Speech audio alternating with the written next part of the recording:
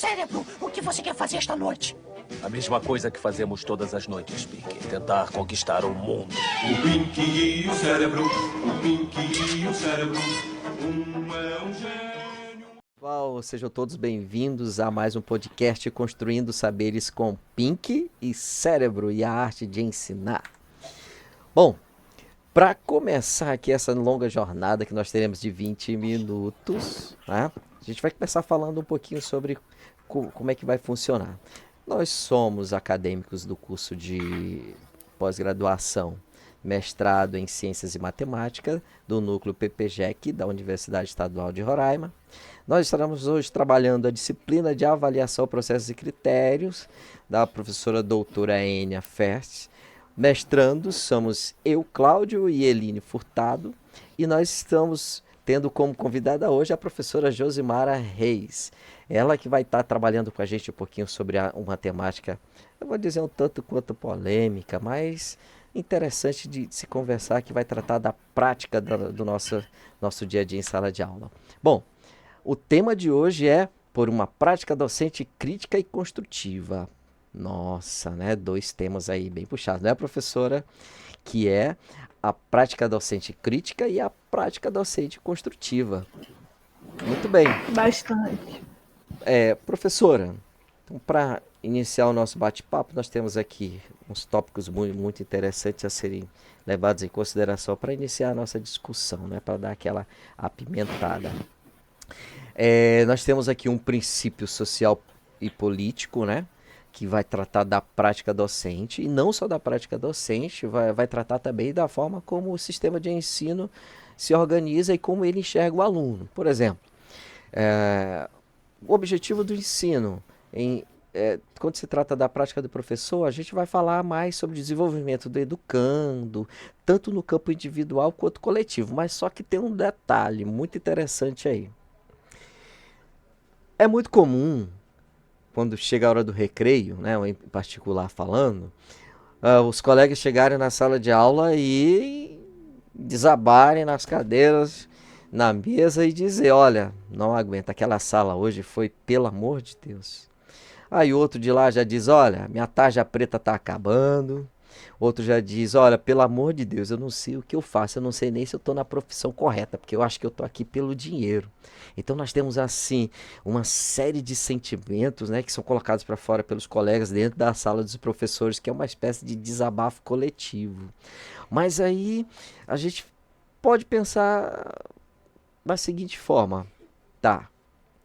Uma série de situações acontecem dentro da sala de aula, os alunos inquietos, alunos que não deixam o processo continuar, mas o professor ele pensa de forma metodológica, ele está pensando na metodologia dele, ele está pensando no objetivo da aula dele ou no objetivo de ensino no geral, que é desenvolver o aluno em sua totalidade e deixar ele de tal forma que ele consiga aprender tanto de forma individual e coletiva.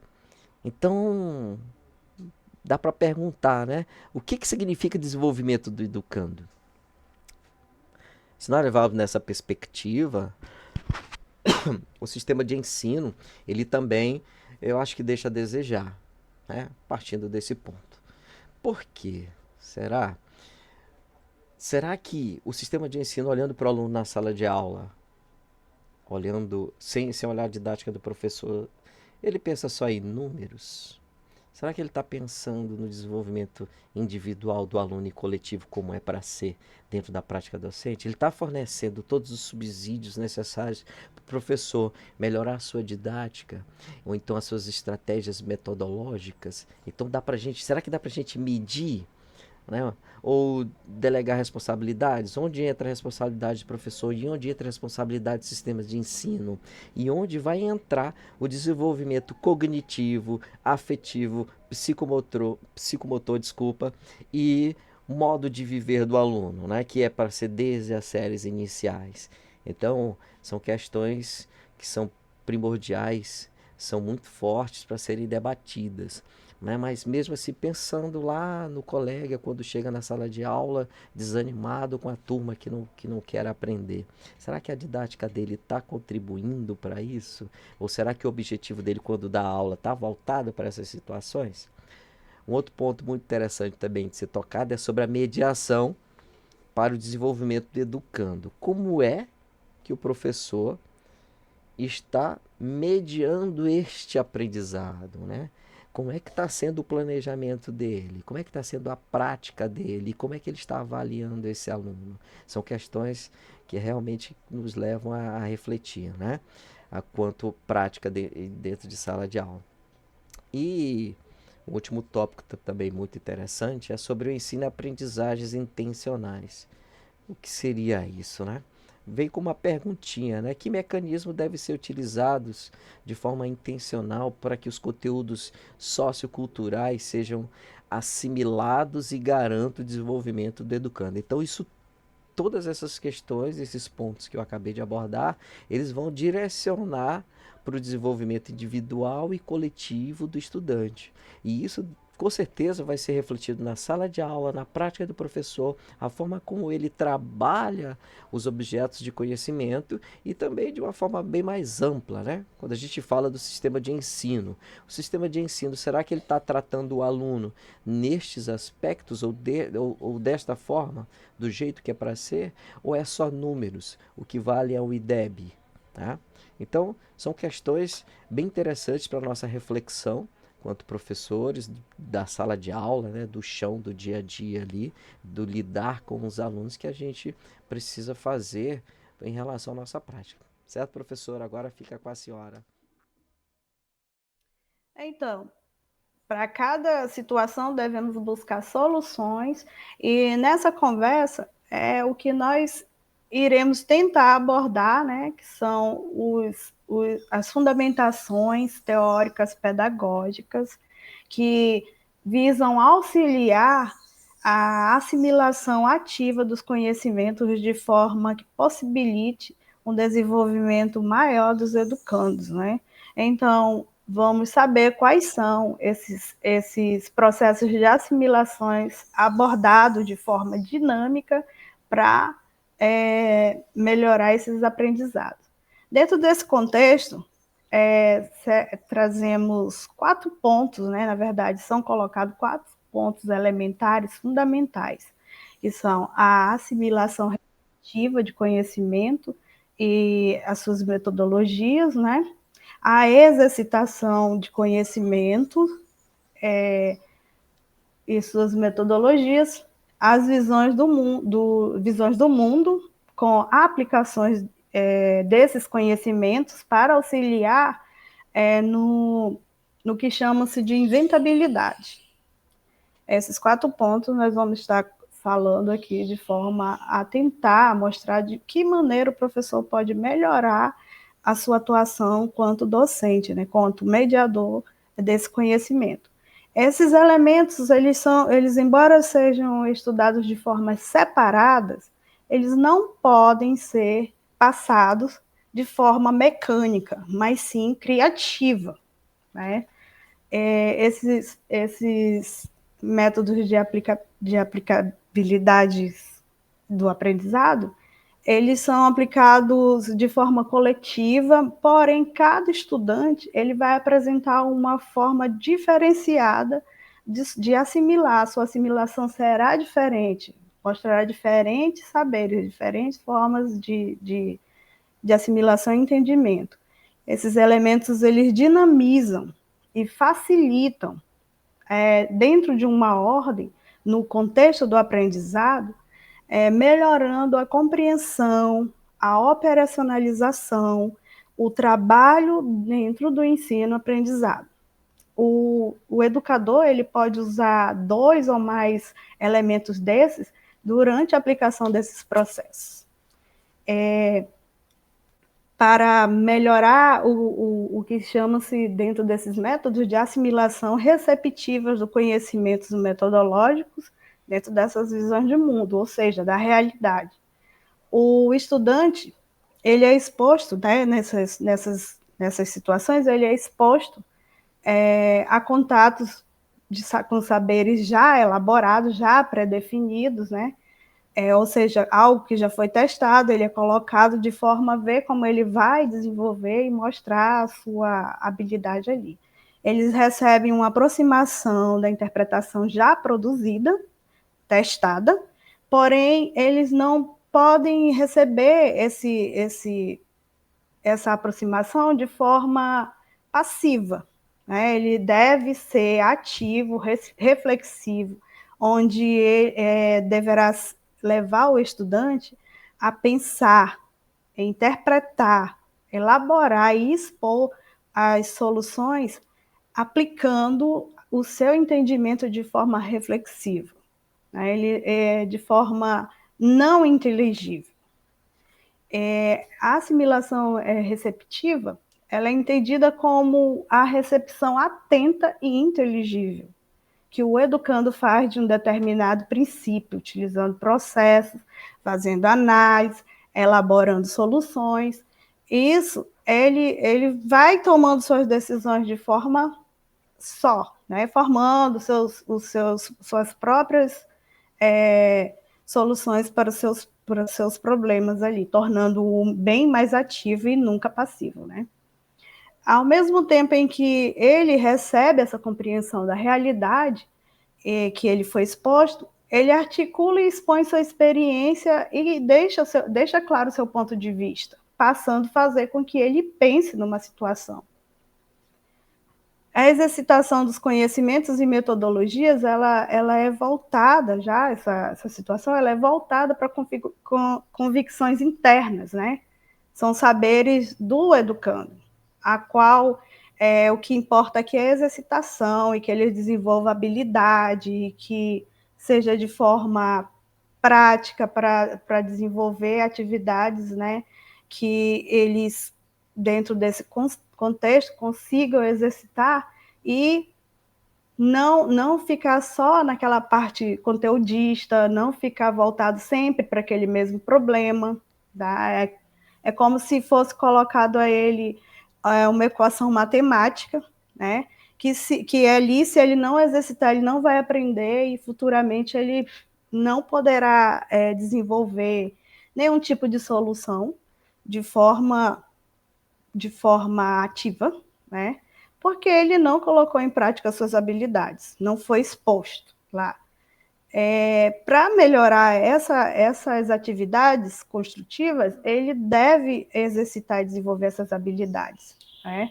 Em diversos níveis, em diversas vertentes e graus de dificuldade. Esse aluno se tornará muito mais hábil e capaz de sintetizar o conhecimento. Essas aplicações, elas chegam num contexto afunilando, de forma que os métodos são expostos e para ver se surtiu algum tipo de efeito, a análise tem que ser feita em cima da assimilação, da parte que eles exercitam, verificar esses conhecimentos transferidos para as novas situações que esse aluno é colocado, né? É o que vai ser abordado mais à frente e explicado, que é justamente as soluções de respostas para a inventabilidade.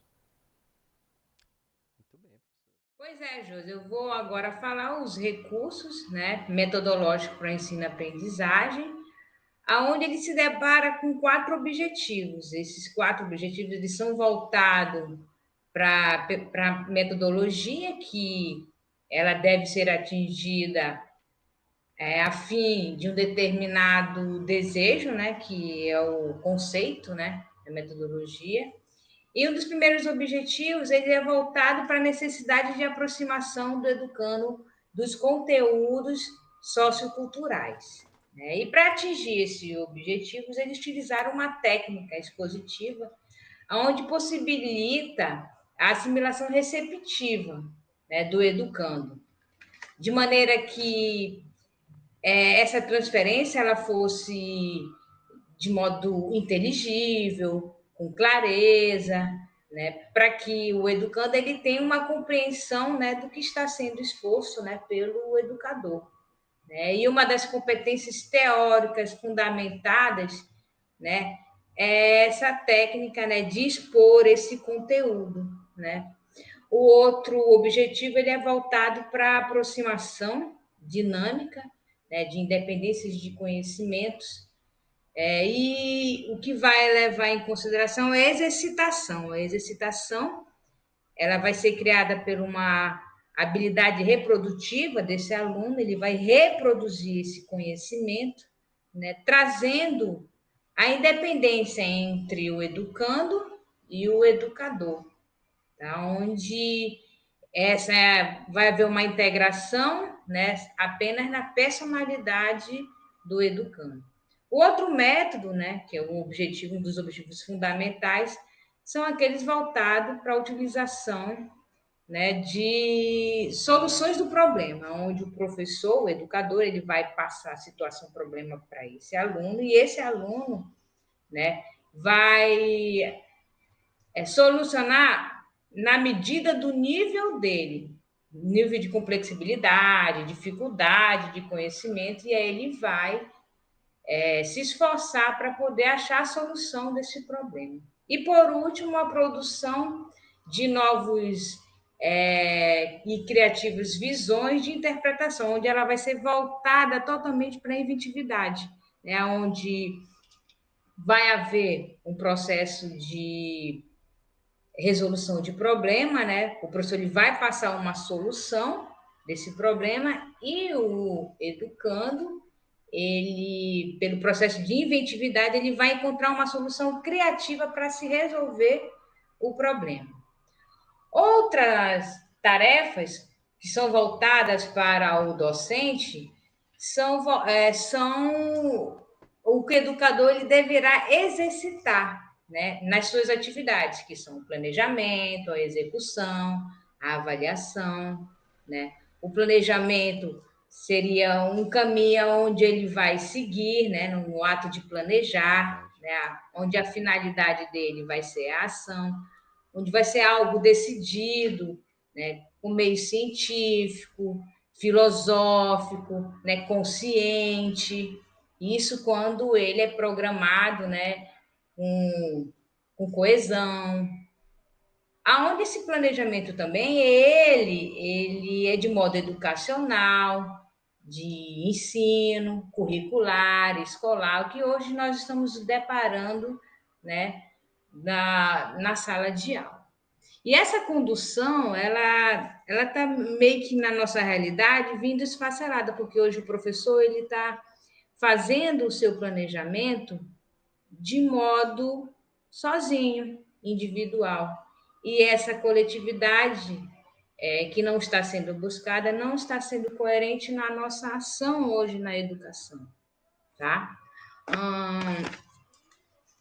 Outra tarefa também é a execução, né? A partir do planejamento, o professor ele vai o quê? Ele vai executar esse planejamento, que está em andamento ou não. E aí vai traduzir aquilo que foi transmitido, né, pelo planejamento, né, nos conteúdos, e aí vão chegar a um resultado esperado, né, do construir resultados. O reprocessamento de atividade também vai acontecer através da avaliação, né, onde vai se verificar o que está errado, e aí vai haver um reprocesso novamente dentro da execução de tarefas, né, para poder haver um resultado final, né? Então vai ser construído e esse resultado ele vai ser planificado. E como por último tem a avaliação dos resultados da aprendizagem, né, onde hoje esse mecanismo está sendo subsidiado, né, do planejamento, de execução. Essa atividade ela está vindo a partir da articulação da execução, né, dos planejamentos, e o que não está fazendo sentido hoje é que a avaliação ela está sendo de modo classificatória, né? Não está havendo uma avaliação formativa.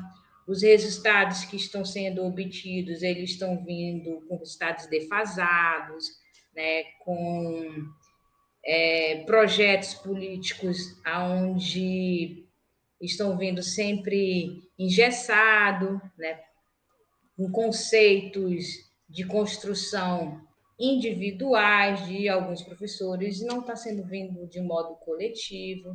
E aí essa formação que está havendo dos educandos hoje estão vindo de uma maneira de uma maneira com resultado final defasada, né? E isso que está acontecendo hoje nesse processo de ensino, né? As atribuições de nota estão deixando os alunos com os conceitos baixos, né? E é isso aí. E aí hoje estamos lutando por um tipo de avaliação que seja de forma que o aluno ele se entenda dentro da realidade onde ele vive. E é isso aí, vamos continuando aí. Se tiver alguma pergunta, podem. Pois é, Cláudio, pode também continuar. muito bem. Bom, pessoal, então é tema muito, eu não diria polêmico, né? Mas é um tema muito interessante para ser discutido e a partir de tudo que foi falado, foi colocado aqui, fica aberta para perguntas, tá? A professora tem aí mais uns 10 minutinhos para responder, porque ela precisa fazer outras atividades, tá dentro da programação, tá? Então fiquem à vontade, certo?